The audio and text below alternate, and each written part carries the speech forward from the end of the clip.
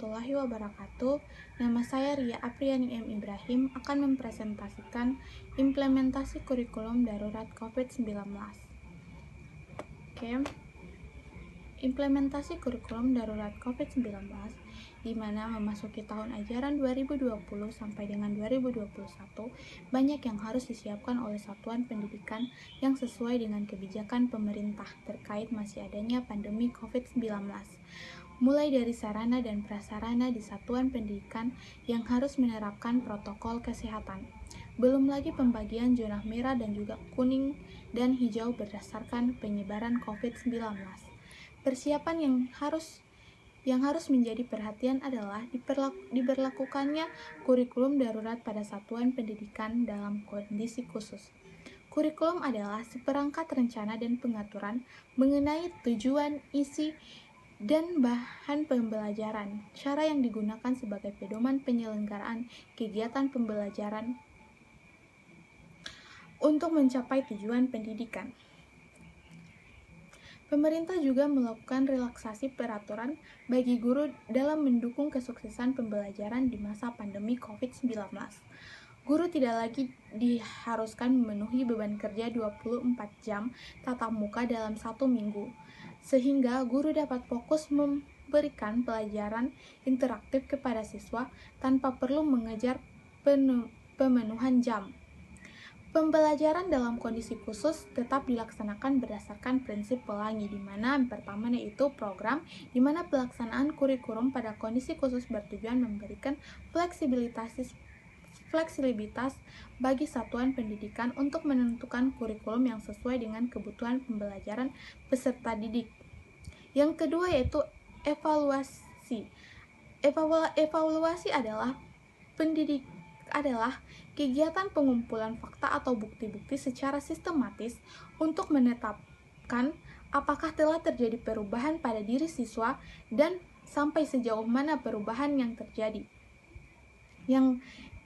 Yang ketiga yaitu learning, di mana pembelajaran adalah proses interaksi pada peserta didik dengan pendidik dan sumber belajar pada suatu lingkungan belajar. Yang keempat yaitu asesmen. Asesmen adalah proses sistematis dalam pengumpulan, pengolahan, dan penggunaan data aspek kognitif dan juga non-kognitif untuk meningkatkan kualitas belajar peserta didik. Yang selanjutnya yaitu non-diskriminatif, di mana pembelajaran dalam kondisi khusus ini dikenal dengan istilah inklusif, yaitu di mana pembelajaran yang bebas dari diskriminasi suku, ras, agama, dan juga golongan.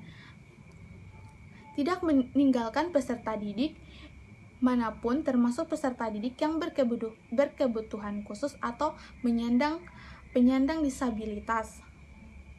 Yang selanjutnya yaitu going to fun, di mana pembelajaran yang menyenangkan akan mendorong peserta didik untuk senang belajar dan terus menumbuhkan rasa tertantang pada dirinya. Yang terakhir yaitu interaktif, di mana kurikulum darurat ini yang disiapkan oleh Kemendikbud merupakan penyederhanaan dari kurikulum nasional. Pada kurikulum tersebut dilakukan pengurangan kompetensi dasar untuk setiap mata pelajaran. Bagian B yaitu penyederhanaan kompetensi dasar, di mana kurikulum darurat ini merupakan penyederhanaan kompetensi dasar yang mengacu pada kurikulum 2013. Penyederhanaan kompetensi dasar untuk setiap mata pelajaran berfokus pada kompetensi esensial dan kompetensi prasyarat untuk kelanjutan pembelajaran di tingkat selanjutnya dalam kesempatan yang berbeda, di mana siswa dan guru suatu pendidikan pada kondisi khusus dalam pelaksanaan pembelajaran dapat memilih satu dari 3 opsi, di mana yang pertama yaitu tetap mengacu pada kurikulum nasional, yang kedua menggunakan kurikulum darurat, yang ketiga melakukan penyederhanaan kurikulum secara mandiri. Baiklah, itulah presentasi yang bisa saya sampaikan, dan selanjutnya adalah video di mana wawancara dari orang tua, guru, dan juga murid.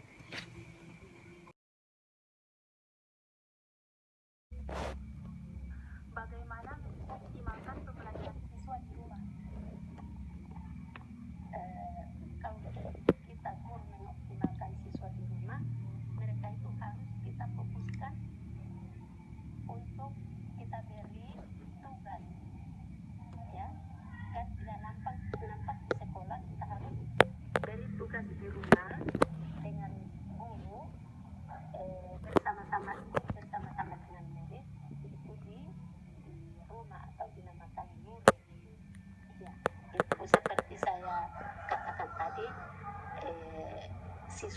dibagi 4 kelompok.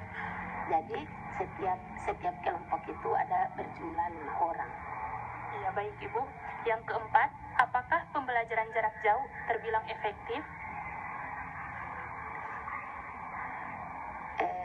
Pembelajaran jarak jauh karena masih dengan adanya COVID-19, jadi pembelajaran ini tentu masih kita sebutkan kurang efektif karena apa? Tidak berhadapan dengan mereka, dengan siswa.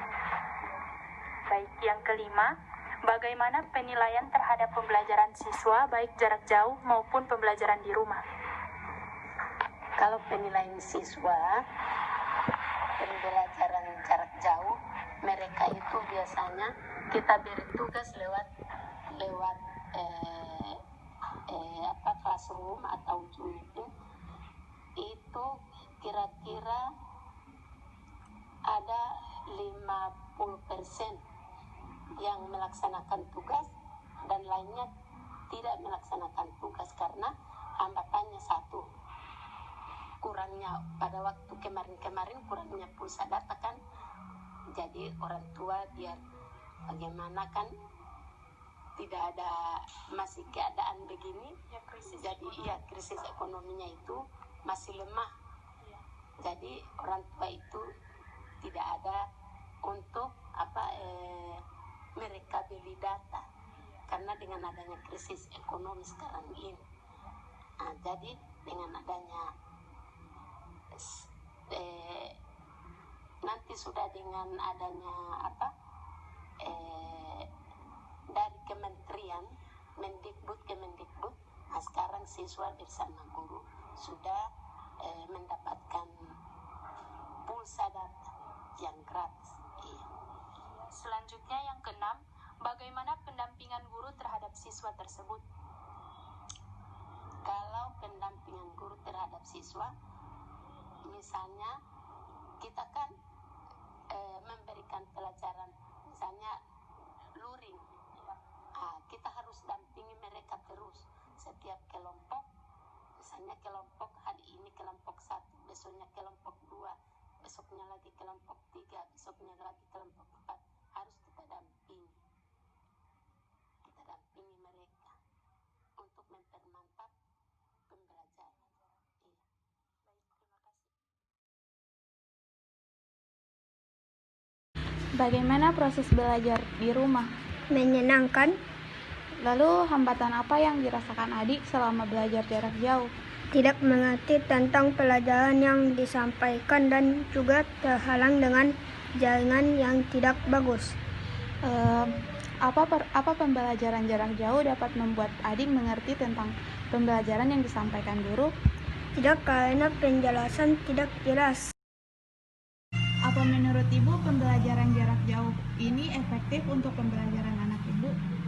Saya rasa pembelajaran jarak jauh ini kurang efektif, di mana anak-anak hanya mendapat tugas langsung dari classroom tanpa penjelasan lebih lanjut dari guru. Jadi saya rasa anak-anak sulit mengerti pelajaran yang mereka akan terima karena mereka hanya langsung mengerjakan tugas tanpa penjelasan yang lebih jelas dari guru.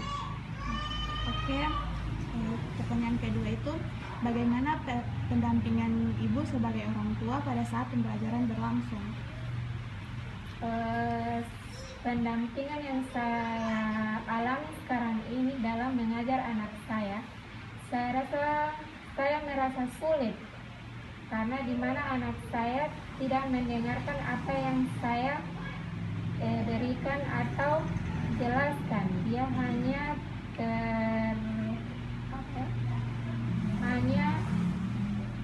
tidak mudah mengerti, hanya banyak bermain.